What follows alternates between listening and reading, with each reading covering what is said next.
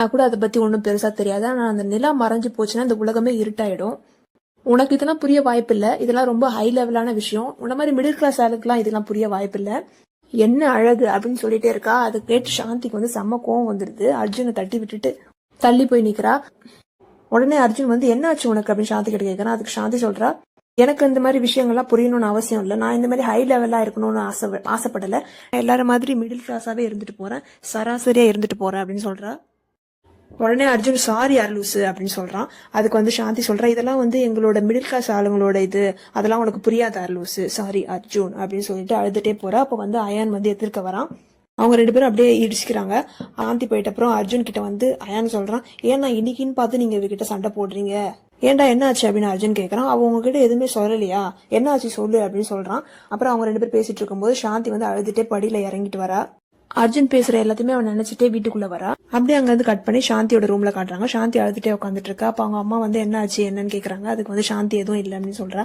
அவங்க அம்மா வந்து கை ஃபுல்லா எண்ணெய் எடுத்துட்டு வந்து எண்ணெய் தேய்ச்சி விடுறேன் அப்படின்னு சொல்றாங்க. நான் வரலன்ற. அப்புறம் வந்து உட்காந்து எண்ணெய் தேய்ச்சிட்டு கேக்குறாங்க, என்ன மறுபடியும் நீ அர்ஜுன் கிட்ட சண்டை போட்டியா அப்படின்னு கேக்குறாங்க. அதுக்கு சாந்தியாவை வந்து என்னோட அர்ஜுனே கிடையாது, அந்த மாயா ஆபீஸ்ல வேலைக்கு சேர்ந்ததுல இருந்து அவ என்னோட அர்ஜுனாவே இல்ல. அதுக்கு வந்து சாந்தியோட அம்மா சொல்றாங்க, இந்த குரங்கு இருக்குல்ல அது வந்து பல வருஷம் ஆகுது, ஆனா அதோட புத்தி மட்டும் மாறவே மாறாது, அது மாதிரி தான் உன்னோட அர்ஜுன் அப்படின்னு சொல்றாங்க. அதுக்கு வந்து சாந்தி சிரிச்சிடுறா. அப்படியே அங்க இருந்து கட் பண்ணி மாயாவை காட்டுறாங்க. மாயா வந்து அந்த பெயிண்டிங் பண்ணிட்டு இருக்கா இல்லையா, அப்ப வேற யாரையும் பெயிண்ட் பண்ணல, தலைவர் அர்ஜுனை தான் பெயிண்ட் பண்ணிட்டு இருக்கா. அதை பெயிண்டிங் முடிச்சுட்டு அவ வந்து அதை டச் பண்ணலான்னு போனப்போ அவ கையெல்லாம் பெயிண்டா இருக்குல்ல, பெயிண்ட் கையோட டச் பண்ணக்கூடாதுன்ட்டு தூரமா வந்து அந்த பெயிண்டிங்கை பார்த்து அப்படி ரசிச்சுட்டு இருக்கா. ரசிச்சுட்டு அர்ஜுன் அர்ஜுன் அப்படின்னு சொல்லிட்டே இருக்கா. அப்ப வந்து அவளுக்கு ஒரு கால் வருது. அர்ஜுன் தான் மாயாவுக்கு கால் பண்றான். மாயா அர்ஜுனோட காலை பார்த்ததும் அவ கையில இருந்த பெயிண்ட் எல்லாம் அவளோட ட்ரெஸ்ல தொடச்சிக்கிறா. இந்த அர்ஜுன் பையனுக்காக அந்த காஸ்ட்லியான ட்ரெஸ் இந்த புள்ள வேஸ்ட் பண்ணுது பாத்துக்கோங்க. பெயிண்ட் எல்லாம் தொடச்சிட்டு போன் அட்டன் பண்றா. அந்த டைம்ல மொபைல் சுவிச் ஆஃப் ஆயிடுது. மாயா ஓடி போய் சார்ஜ் போடுறா. அர்ஜுன் அகைன் கால் பண்ணும்போது சுவிச் ஆஃப்னு வருது. உடனே அர்ஜுன் சொல்றான், என்ன சுவிச் ஆஃப் பண்ணிட்டா, இந்த மாதிரிலாம் நீ என்னை இக்னோர் பண்ண முடியாது மாயா, ஐ ஒன்ட் லீவ் யூ அப்படின்னு சொல்றான். மாயா வந்து அங்க டென்ஷன்ல இருக்கா, மொபைல் சுவிட்ச் ஆன் ஆகல. இப்ப அர்ஜுன் வந்து சாந்திக்கு கால் பண்றான். சாந்தி வந்து தூங்கிட்டு இருக்கா, அவனோட காலே அட்டன் பண்ணல.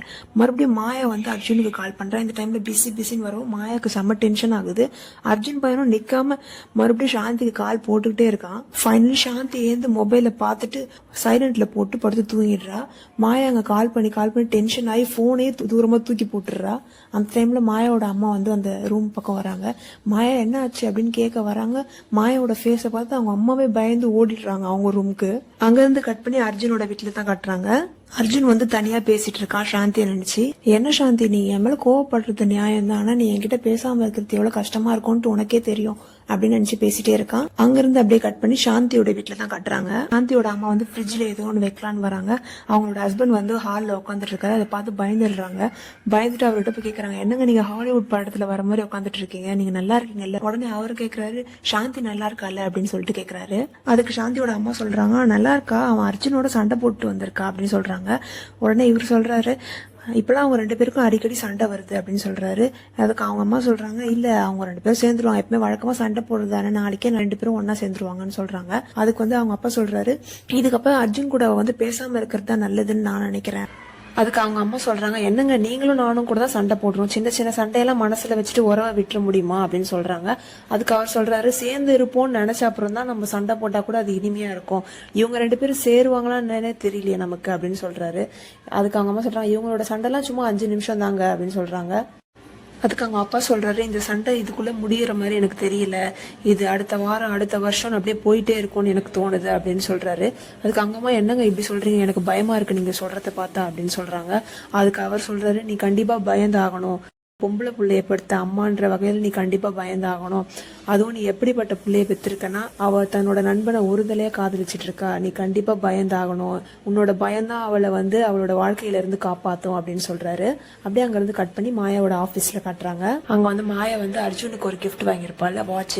அந்த பாக்ஸை வச்சு பார்த்துட்டு அப்படியே தனியா பேசிட்டு இருக்கா. அர்ஜுன், உனக்கு தெரியுமா, நான் இது வரைக்கும் என்னோட அம்மாவை தவிர யாருக்குமே கிஃப்ட் வாங்கினதில்லை, உனக்கு தான் வாங்கியிருக்கேன் அப்படின்னு பேசிட்டே இருக்கா. அந்த சமயத்துல அர்ஜுன் வந்து டோரை ஓபன் பண்ணிட்டு வரான், ரொம்ப கோவமா வரான். அந்த அதிர்ச்சியில வந்து வாட்ச் பாக்ஸ் கூட கீழே விட்டுறா.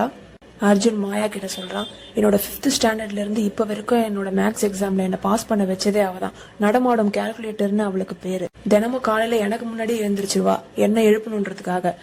என்னால் ஆஃபீஸ்க்கு தினமும் லேட்டாக தான் போவோம், ஆனால் சீன்னு ஒரு வார்த்தை வந்தது கிடையாது. ஆனால் நீங்கள் அவளை 5 மணி நேரமாக வெயிட் பண்ண வச்சுருக்கீங்க.